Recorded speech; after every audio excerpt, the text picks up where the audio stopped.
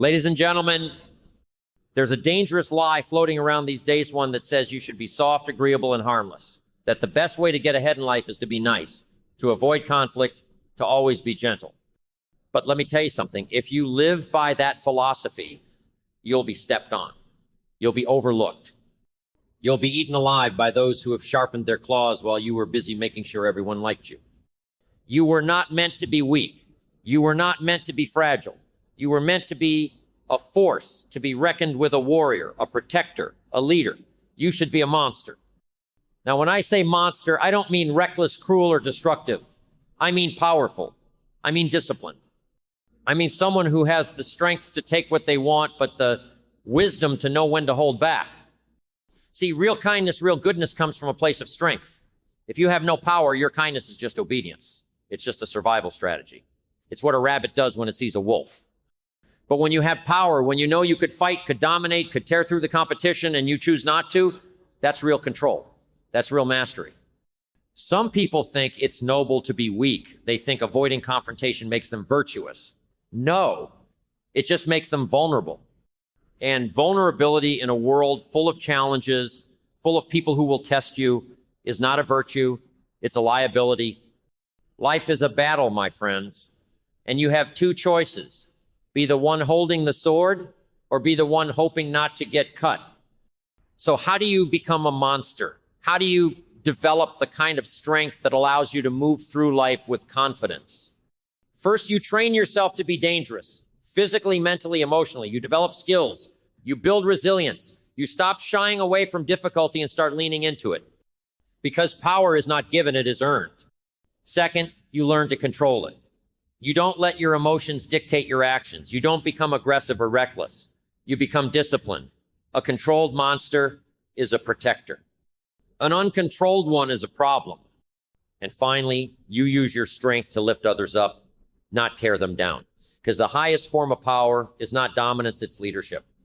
It's the ability to take everything you've built inside yourself and use it to inspire, to guide, to protect. So I leave you with this. Do not be weak. Do not be harmless.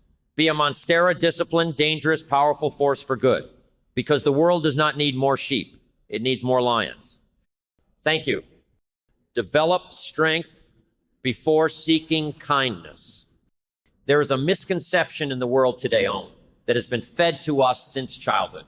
We are told that being kind, being nice, and being agreeable should be our highest priorities. That if we just treat people well, if we avoid conflict, if we always give rather than take, life will reward us. But let me ask you something. How many times have you seen a good person, a kind person, get taken advantage of? How many times have you witnessed someone with a pure heart get ignored, overlooked, or even mistreated? How often do the weak get crushed while the strong rise? The truth is, kindness without strength is not kindness at all. It is merely the absence of power. And a person who is weak, who lacks the ability to stand up for themselves, is not being kind by choice. They are simply incapable of anything else. Why strength must come first. Imagine two people standing in a room. One is strong, powerful, and disciplined. The other is frail, timid, and unsure of themselves. Now, if the strong person chooses to be kind, it carries weight. It is meaningful because they have the ability to do otherwise. They could impose their will. They could dominate. They could be cruel, but they choose not to. That is real kindness. But what about the weak person? What if they are kind? What does that even mean? If they cannot fight, if they cannot impose their will, if they have no strength to back up their words, their kindness is not a virtue, it is a necessity. It is survival, it is obedience. If you are too weak to say no, then your yes means nothing.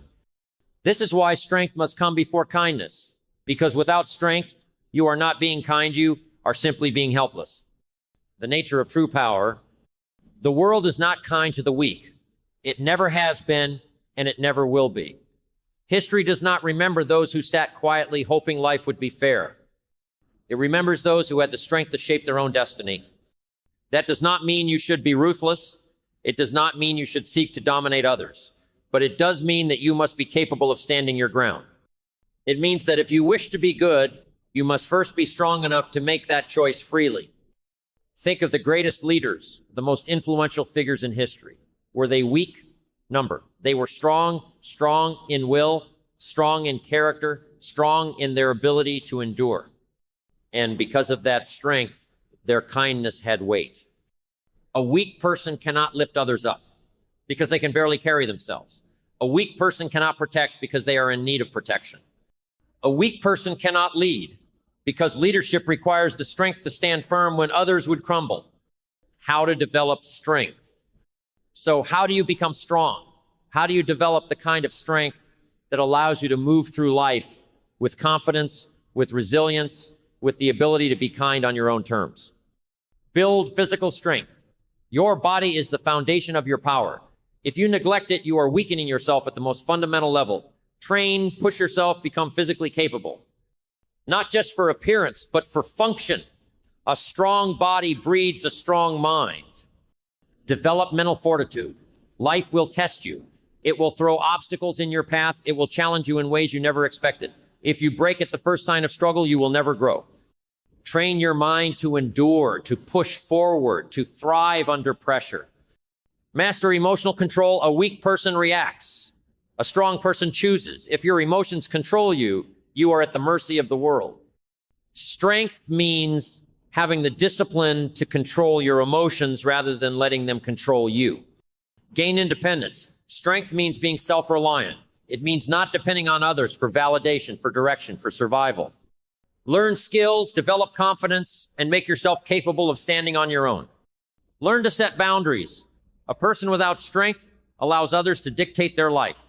They say yes when they should say no. They tolerate disrespect, mistreatment, and manipulation. Strength means knowing your worth and enforcing it.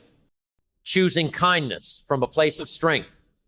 Once you have built strength, once you have cultivated the ability to stand firm, to defend yourself, to take what you want if necessary, then and only then does kindness have meaning.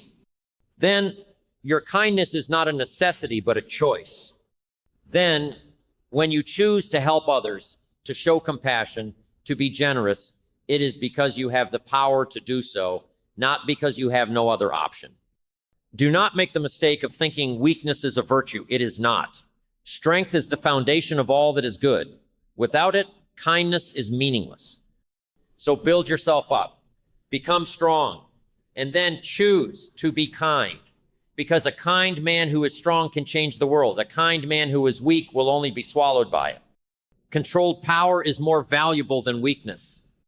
There is a fundamental misunderstanding in the world today about what it means to be good, what it means to be kind, and what it means to be powerful. We are often told that power is dangerous, that aggression is wrong, and that it is better to be harmless than to be strong. But this is a dangerous way to live. Let me tell you the truth. Weakness is not a virtue. A weak person is not noble. They are not kind by choice. They are simply incapable of doing anything else.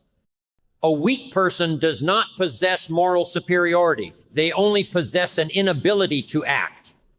But a strong person who has power, one who has the ability to fight, to impose their will, THICH,